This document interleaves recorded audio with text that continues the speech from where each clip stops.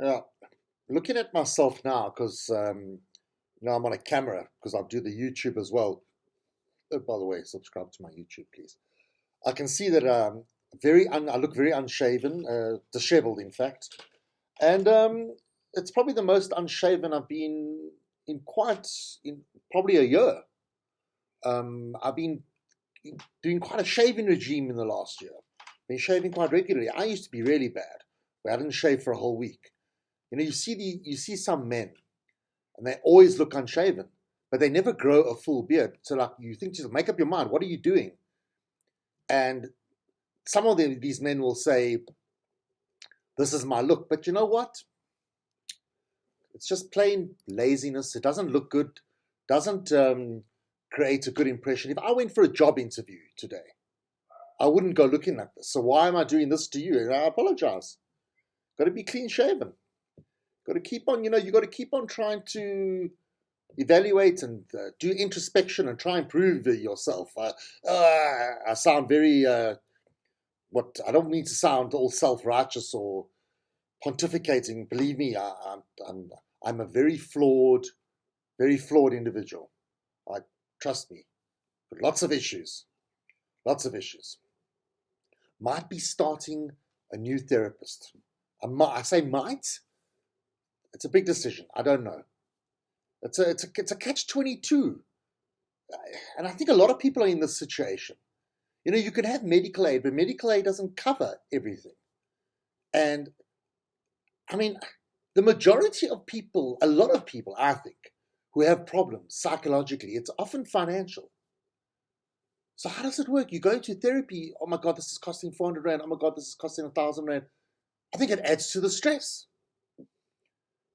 And then you sit with the therapist, and they sit there and they listen and they care about you. And then at the end of the session, you got to pay them. So where's the love? Where's the key? You just listening to me for the money. Anyway, that's just my little thing.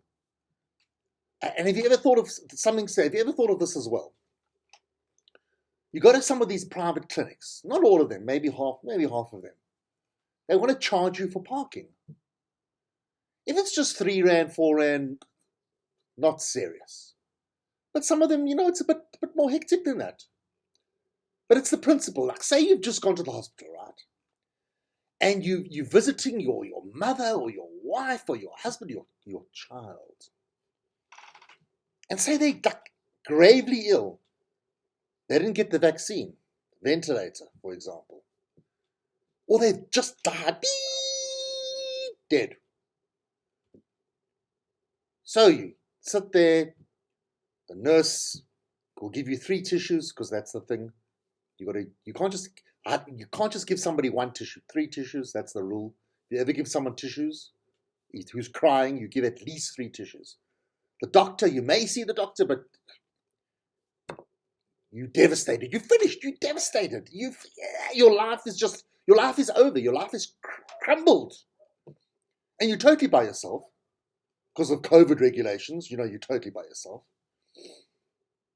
You drag yourself out of the hospital. First of all, if you're like me at the one hospital, there's it's like a news cafe. One of the waiters is trying to grab you, like some of those shopkeepers at the Oriental Plaza. They stand at the door to try and pull you in. The one time I said to the waiter, "This is a hospital." Imagine somebody's just died. You finish. You walk in, and the waiter's trying to grab you at News Cafe. He wants you to have a cappuccino and maybe a croissant. Croissant, how do you say that word? Croissant. Then, compounding the issue, you must now pay for parking. You must pay for parking. Anyway, I wasn't planning to talk about this, but it's something that's been on my mind. I didn't read. There's this other story. I didn't read the whole story because there's so many things going on. Some former U.S. presidents, so George Bush, Bill Clinton, and Barack Obama. Notice it's never Donald Trump. Donald Trump can shmain, and he's a Mar-a-Lago, and he writes press releases. He has to write press releases because he's not on Twitter, he's not on Facebook. So he wrote something yesterday. I saw it this morning. I read the first few lines. Trump criticizing the way the pullout from Afghanistan was done so badly, but then he goes on and on about fake. I read just the first paragraph. The weird irony is that if I read the whole thing, maybe I might agree with some of the. I'm too scared. I'm too scared that I might start agreeing with Donald Trump, so I didn't read it. Maybe I'll read it later. So there's a photo. There's a photo of George Bush and Bill Clinton and Barack Obama. Were they all their wives there? Don't know. But Bill Clinton and Hillary Rodham Clinton, they walking hand in hand. And I know it's been a long time. It's been many years. It's been 25 years. At least 25 years since the whole Monica Lewinsky, Bill Clinton debacle. With, this whole sexual thing. But still, when I see Hillary Clinton holding Bill Clinton's hand, I'm in two minds. On the one hand, I'm thinking, isn't it amazing? I mean, Hillary Clinton must be a really strong, amazing woman to forgive him and move on, and she still loves her husband, Bill. There's still a trust. But you can, even at the best of circumstances, how does it work? Because say Bill and Hillary are walking somewhere and an exact replica, a woman who looks exactly like Monica Lewinsky. Because, that's a look. The Monica Lewinsky look is not rare. I thought she was very attractive. A lot of people criticized. I thought she was a very sexy, attractive woman. Well, and so did Bill Clinton. So Hillary and Bill are walking together hand in hand, and a Monica Lewinsky person. And what is Bill? Bill has got to have some special surgically implanted type of thing that keeps his neck locked so he doesn't turn his head. Or maybe Hillary's got a button, a secret button, and Bill's got a shock device attached to his genitals. And Hillary does the shock device. Hey? But it's interesting. A couple of earlier on in the year or last year, I heard Howard Stern interviewing Hillary Clinton.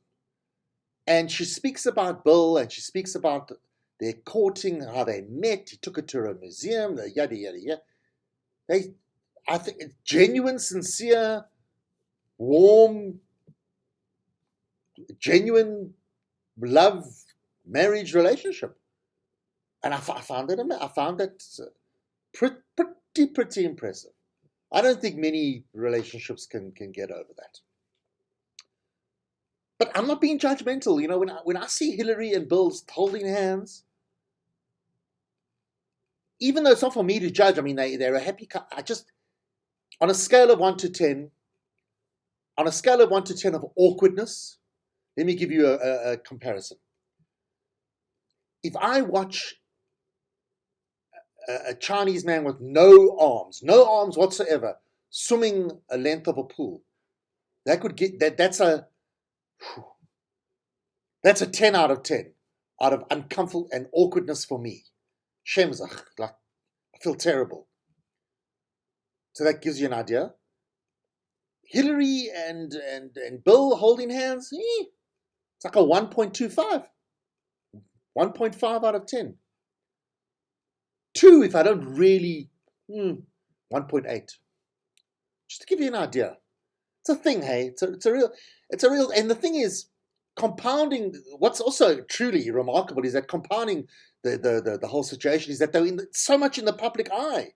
So much in the public eye. Think about it. This was back in 1996, before social media, before everyone's under a microscope. Imagine if that happened now. But the world is very, very different. And as I've mentioned before, the whole Monica Lewinsky thing would have been treated completely different. Because now in hindsight, it's sexual harassment. It's, the Me Too movement. We're more aware of this kind of thing. Monica Lewinsky was a subordinate. She was a junior. She was an intern at the White House. But anyway, that's neither here nor there. But besides the hand in the hand, again, I didn't read the whole article, sorry, so George Bush, Bill Clinton, and Barack Obama, they banded together to form a group that aims to resettle Afghan refugees. Maybe you didn't catch it. Let me repeat it because it's just weird. So these three former US presidents, they're getting together to form a group that aims to resettle Afghan refugees. It's kind of like, I don't know.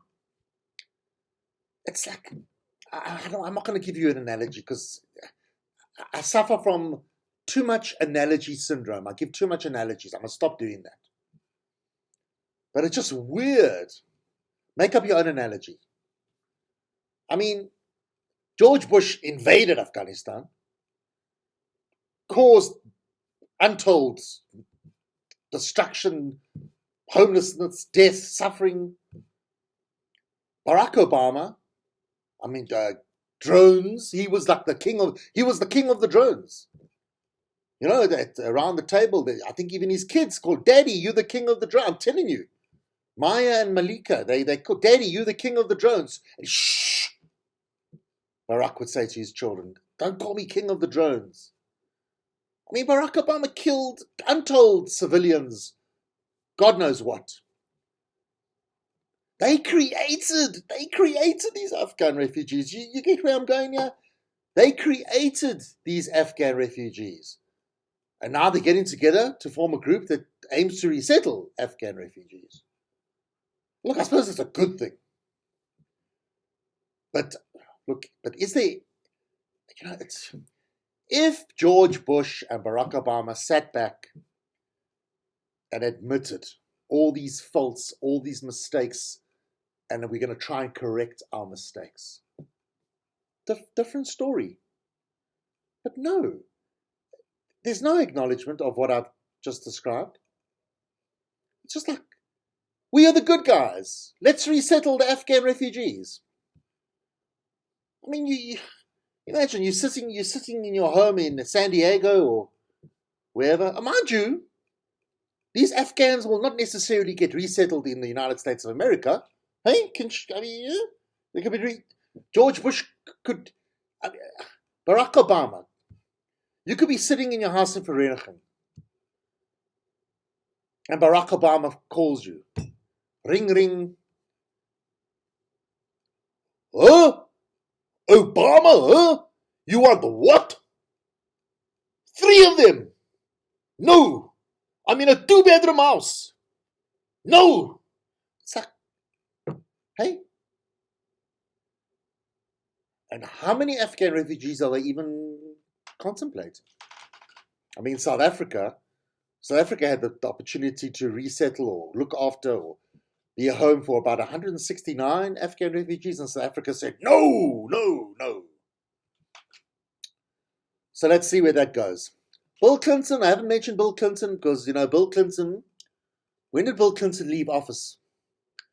Who remembers? Let me try to remember. Bill Clinton, I think, left office in 96. I think. End of 96, I think.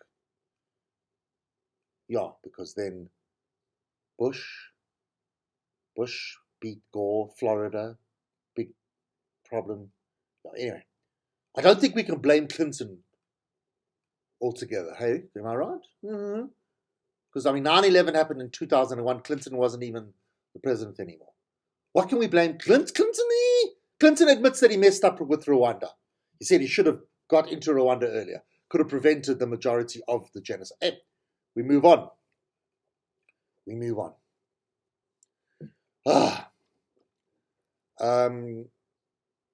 Jewish Day of Atonement is tomorrow. It's called Yom Kippur. So you fast, like Jews fast for 25 hours, which means no water, no food, no enjoyment. In other words, you can't watch TV. I think you can read a book. No driving. And you're supposed to reflect and contemplate and see how you've done. It's all about introspection. Introspection. And somebody's written an article, Howard Feldman. Howard Feldman writes for News 24. He writes for Jewish Report. He's actually got a radio show in the morning on Chai FM, Jewish community radio station. And he says there's growing evidence and concern that the next pandemic will be a mental health one. You see, Howard, I hear what you're saying, but I think it's gonna overlap. I think yes, there will be a mental pandemic, and maybe we're in one already. I think, but I think we'll still have COVID pandemic because half the world either refuses to have the vaccine or hasn't got access to the vaccine. So yeah, and then I couldn't read the whole article because it was in a paywall. So I'll have to speak to somebody who's read it. Anyway, so a bit of introspection. So I had some introspection, and I actually thought about it. I've been thinking about it for the last week or a bit. Bit of a confession to make. With this particular podcast, I am like 99% myself. This is me. But I think, I must admit, I'm Jewing it up a bit. Ooh, that sounds terrible. It's okay. I'm allowed to say that because I'm Jewish. I'm Jewing it up a bit, and what does that mean? I use a lot of Yiddish phrases. What is Yiddish, in case you don't know Yiddish? Yiddish is the old language that Jews spoke in Eastern Europe and maybe parts of Russia, I think. Maybe the whole of Russia, I can't remember. And if you go into the origins, it's a mix. It's got a bit of German, German, maybe a bit of Dutch in it, and I don't. Wikipedia, can't go into that. Anyway, so I drop a lot of Yiddish expressions, and you probably hear them every now and again, Kinchmeinen, and I must acknowledge and admit that I don't do that normally. In normal life, when I'm talking to people, I don't actually do that much. I think I do it in certain situations.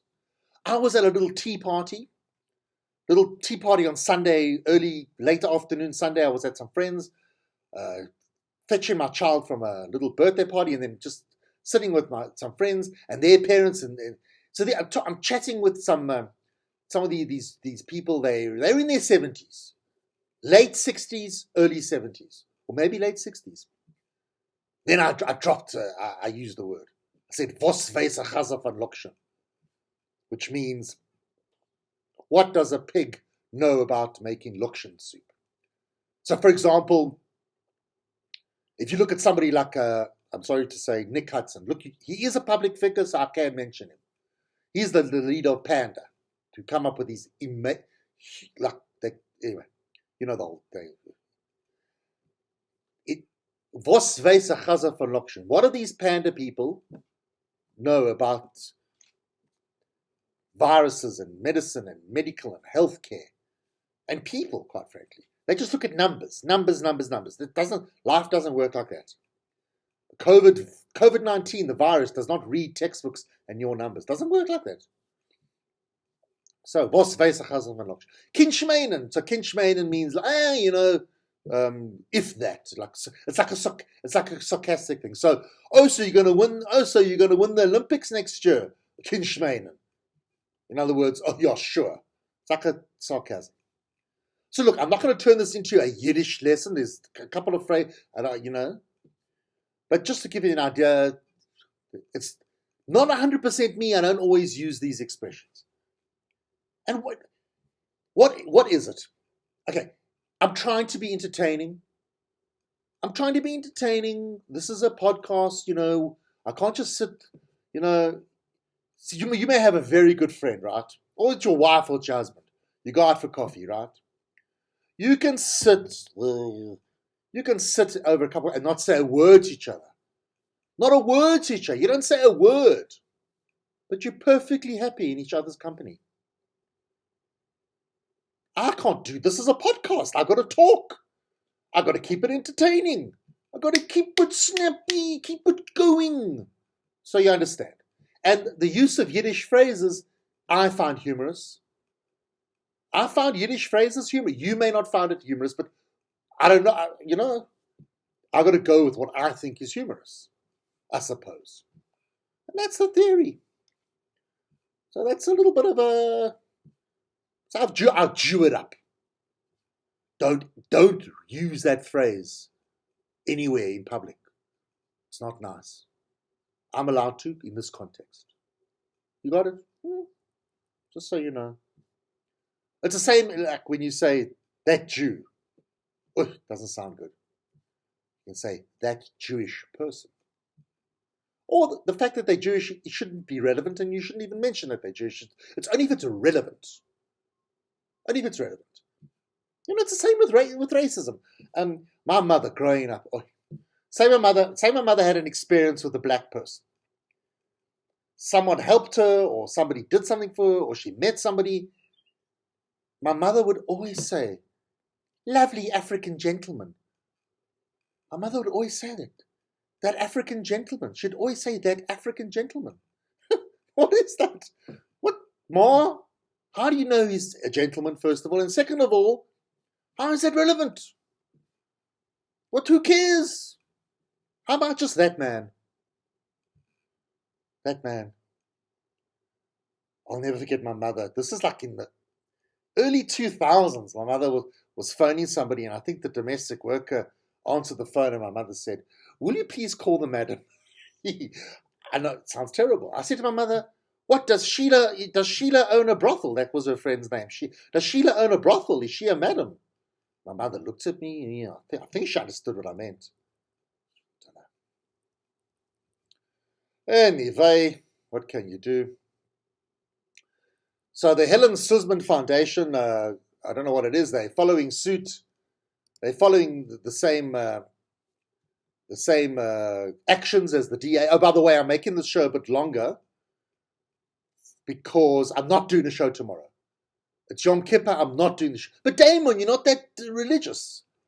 You know what? Going back to the whole Jewish thing. My philosophy is that if you don't observe Yom Kippur, if you don't fast on Yom Kippur, then I feel like I'm not a Jew. Maybe this is very philosophical, can you call yourself Jewish or a Jew if you don't fast on Yom Kippur? That is the question. And in my mind, for myself, it's very personal. It'll make me feel un-Jewish. But if I know somebody who hasn't fasted, I'm not going to point fingers. It's a personal thing. Do whatever you want. You're still Jewish as far as I don't care. But it's for myself. Anyway. So no show tomorrow. 16th of September. No show. With peace and love.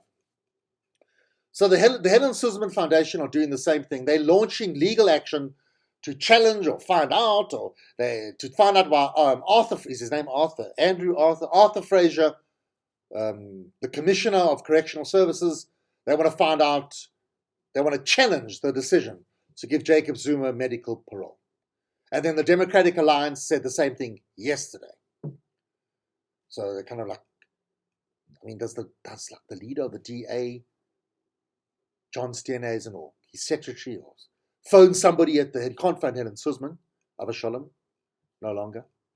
Oh, Avasholem, another Yiddish expression. I like it, it sounds funny. Hey, that's our thing. What are you guys doing with that? We're dealing with this Jacob Zuma medical. Why is the Helen Suzman Foundation also getting involved? And what's going to happen tomorrow? The EFF decide to do the same thing. Next second, you have a conference call or a Zoom meeting between the DA, Helen Suzman Foundation, EFF. Who from the EFF will be selected? Who knows? And they're having a fight over this. Or maybe they won't fight. Maybe they'll... Don't know. DA got a bit of they're always under... The Democratic Alliance is always under ridicule. And it's... maybe it's because they do things that make them ridiculous to be ridiculed. Someone who's going to be the mayoral candidate in Cape Town, they don't even mention his name. They say, this is the mayoral candidate from Cape Town. What is his name? I don't know. He's walking along, campaigning to be the mayor. Behind him is a marching band, busy marching. So people are laughing at it. They think it looks ridiculous and it's funny. And I think it is. But then someone made a point. Someone along the lines of, if you had any idea of coloured culture and coloured tradition and in the Western Cape, in Cape Town, you would know that marching bands and parades and this kind of thing is very much part of the coloured fabric, the fabric of coloured society. But you wouldn't know that. All you know about is Twitter. Attacking this one guy. Might be a good point. Might be a good point. So what's the DA? Are they? I don't know. Who is their campaign manager? I don't know. Don't know. Something tells me they don't have a campaign manager. I suppose if every single coloured voter voted for the DA would win. Does every coloured voter, are they all enamored with this marching bands thing? Who knows? So we'll see. We'll see. But everyone's laughing. I looked at that marching band behind this mayoral, this guy, and it didn't look too bad. Look, the DA has done worse. For me, John Steenhuisen with the flag, people waving the flag behind him, that was a bit more Rachmanis, more a bit awkward. Then the DA, the Democratic Alliance, did something yesterday that I think does make more sense. They're asking the Minister of Basic Education, Angie Motshekga, to please have a relook at the exam timetables for the schools, because the local election, the municipal election in October, and I don't remember the date, is slap bang in the middle. No, it's in November. It's moved to November. Is slap bang in the middle of exams for schools. So please, that day needs to be set aside, because many school halls that are also places where pupils write exams are also used as election venues. So I think Angie Motshekga's got to take this seriously. The only problem is the Democratic Alliance are always questioning and asking and criticizing. So it's like almost like the boy who cried wolf. I mean, most of what they say and do, in my mind, is like doesn't have much gravitas or meaningfulness. So they might. But this time, this is something that I can really get behind it and make sense. I hope they don't get ignored. I'll never forget when I was in radio, when I joined the radio in early 90s, everything was fax machines. And there would be the news would come off on these papers. And I'll never forget one of the news reporters commenting that the DA overwhelms the fax machine with their press releases, and you got to be. And this is not just a DA thing. You got to be. It's called spam. Don't do spam.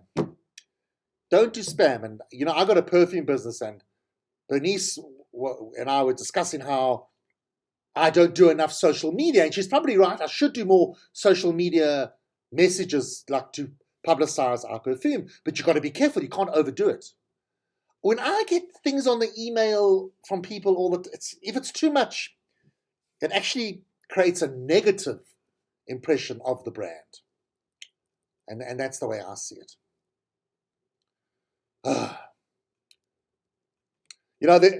South Africa's got so much crime. I mean, I ignore most crime stories, but the Hawks have arrested a Phoenix man. Phoenix is in Durban. He was found in possession of 9 smart TVs, suspected of being stolen. He also had an unlicensed firearm. So the Hawks apparently received the tip-off. They received information about a suspect who had these 9 smart. Now these are smart TVs. These are smart TVs. I think the TVs are so clever. They're so smart. I think they told the Hawks, even though they had, if they were Samsung TVs, if you saw a story the other day, Samsung had remotely cancelled or disengaged all those smart TVs that were taken. But even then, these are smart TVs. I'm telling you now. Come and get me. I'm here. I'm in Phoenix. Come fetch us. Yeah, I've got 8 of my buddies. So the one smart TV is cleverer than the other 8. They got hold. That's how the Hawks did. Because think about it. You know, that looting and all that stealing of expensive goods happened, is it now 6 weeks ago? So the smart TVs, yes, they're smart. But it took them, 6 weeks. 6 weeks to work out how to get hold of the Hawks. So well done. But now what are they going to do? You see, now this is the thing. Are they going to destroy these TVs now?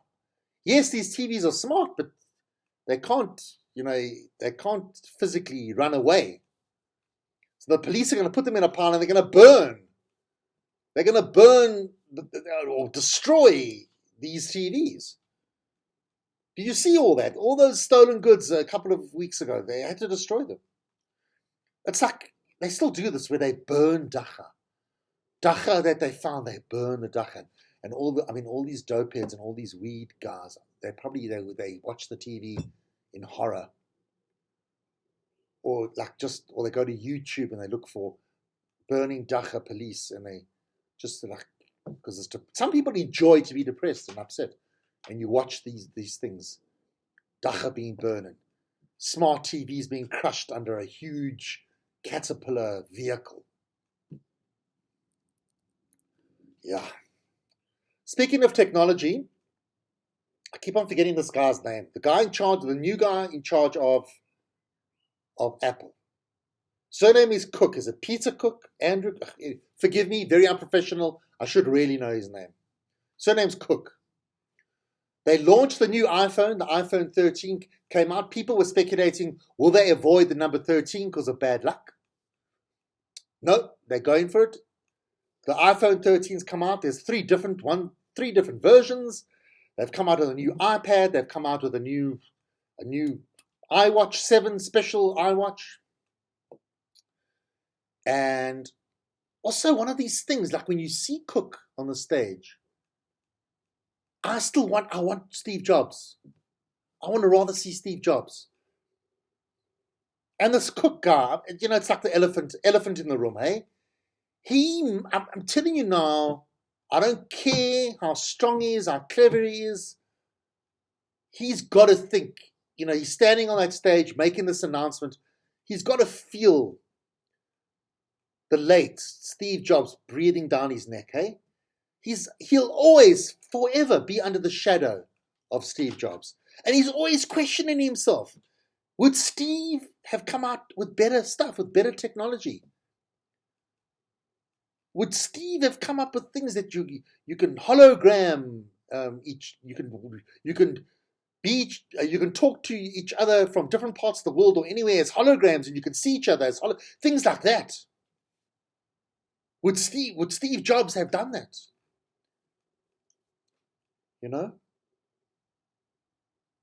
I mean, it's like, imagine if, no, he couldn't. I was thinking, imagine if Cook went on stage and he was wearing a black polo neck. No, sure. Now, that would be crazy. Then that would really be showing your hand. Whoa. Yeah, so this Cook guy, I don't care how successful the iPhone is. He's always going to think under the shadow of Steve Jobs, without a doubt. People say Steve Jobs is the Picasso of technology or of communication devices. Eh. Or the Leonardo da Vinci of devices, I think people said. Meh. Don't know. But he was, I watched the Steve Jobs kind of movie. He was odd. He was odd.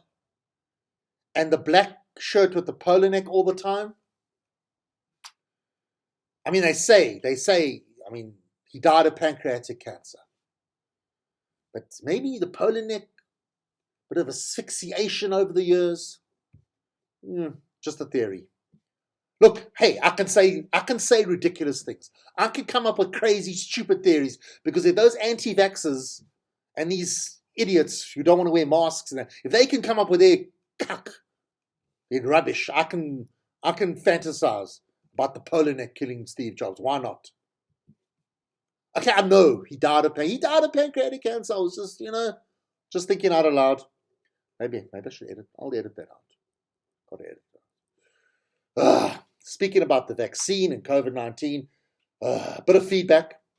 So Claire contacted me about 2 weeks ago. Claire was asking me about, have I done research into the vaccine? And I went mad. I went crazy. I went on and on about how it's not my job. I'm not a researcher. I do not do research. I leave it to the experts. I got all the other vaccines. Smallpox, polio. I didn't ask for that research. Why are we asking the argument? So Claire messages me yesterday, and you know what she says? Damon, you've almost convinced me. I'm leaning towards getting the vaccine. Wow. I'm leaning towards getting the vaccine. And it upsets me so much because Claire, this is not just Claire. Claire represents half the world, a huge percentage of the population, half of America, a huge amount of South Africans think the same thing. You know what I'm going to do, Claire? This is what I want to do. I got your surname, Claire. I can find you. I don't know what I'm going to do. Creep up on you while you're sleeping and stick that vaccine in your arm. That would be great. That's a fantasy. I can't do that. First, I got to get my hands on the vaccine. Can't do that. I haven't got the power, the strength, the ability to actually do what I just described. I'm not going to find you. I'm not going to, I'm not going to break into your house. Claire, you probably got a dog, an alarm system, cameras will see me. My wife will know where. I won't have an alibi. My wife will want to know where were you. So I won't do it. It's just a fantasy. I'd like to do it with everybody, actually. Don't have a big enough boot. Thinking kidnap. I mean, I'm telling you, I think every single person who refuses to be vaccinated, what do we just round them up, kidnap them, just give them the vaccine. Hey? And I won't feel bad. In fact, I won't feel bad. What? You've infringed on my liberties. This is a human rights violation. Do me a favor. But just to be, I'll give them a goodie. They can get a goodie bag. How about that? A goodie bag. Give you a goodie bag. What should we put in the goodie bag for these people? I've just saved your life. I've just saved the world. But I must give you a goodie bag. Really? I gave blood. Was it yesterday or the day before? They give you a goodie bag these days every single time. I got a pair of socks. They gave me a pair of socks. I'm wearing them now. I'm not going to get up and show you. Nice socks. Nice socks. So what do you put in the goodie bag? No, look. Give you a... What does Apple do with their surplus amount of old iPhone 3, iPhone 4, iPhone 5? Maybe they can put that in the goodie bag. You could do with an iPhone 3. Might not be able to handle the upgrades. Maybe a little juice bottle. A business card. I think a business card for the worst lawyer that you know. because you don't want them to go to a good lawyer. The worst lawyer that I think we've all dealt with lawyers to some degree in our lives. I think mainly buying property, we all have to deal with lawyers if we buy a property, right? Look, not everyone buys property, but you get the idea. I can put them onto this one guy now. He was the worst lawyer ever, I think. Look, granted, he was 92 or 95 years old, and he just didn't get things done. He was 95. And you would phone his receptionist, and has he looked at the OTP? That's the what's the OTP to purchase? Order to purchase? Contract for. No, sorry, Damon. He had his good days and his bad days. He started off well this morning, but he's now fallen asleep at his desk. Hopefully he'll look at it tomorrow. Shouldn't this guy retire, Martha? Well, and Martha won't have a job if he retires. Martha is keeping this 95-year-old guy alive so she could have a job. He shouldn't be still practicing law. Why are people still going to him to do their transfers? He's not a good lawyer. Anyway, I'll give you his card in the goodie bag because you'll want to take legal action because I've kidnapped you and forced you to have a vaccine. I've saved your life. I've saved the world. I'm a superhero. But I don't wear a cape. So I'll give you a bad lawyer. I'll give you that lawyer. Then you'll know. Yeah. A little tiny little elephant in the room I forgot to mention. If you watch me on the YouTube, by the way, subscribe to my YouTube channel, please. I did have a haircut, fantastic haircut, and I know I was looking terrible. I was looking like very bad, like some refugee from the 70s. Eventually I had a haircut. I spoke about this a couple of weeks ago, why I hadn't had a haircut. I was waiting for 2 weeks after my second vaccine, so then I'm fully vaccinated. Because this barber I go to, now I'm very loyal. I don't like to chop and change barbers. I go to this guy. He's a guy from India. English, not so good. Last time I asked him to wear a mask, he didn't look happy. So you know what? I thought to myself, I don't like awkwardness. Don't like confrontation. So I thought, let me just go to him fully vaccinated. This time I didn't even ask him to wear the mask. He didn't even bother putting on a mask. It was a free fall. Free fall. I sat there, I breathed in his air. We shared bodily fluids, so to speak.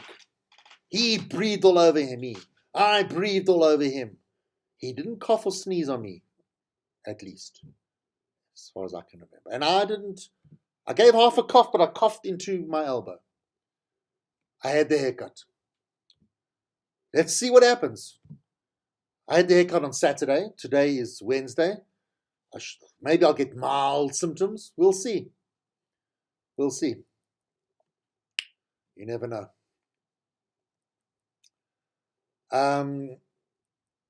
You may not have heard of this guy. Comedian Norm Macdonald passed away. He was 61. Apparently he had been suffering from cancer for at least 10 years. He passed away. You may never have heard of him, but I've heard of him because I listen to Howard Stern quite often. And Norm Macdonald is a famous guy in America, well known from SNL, Saturday Night Live.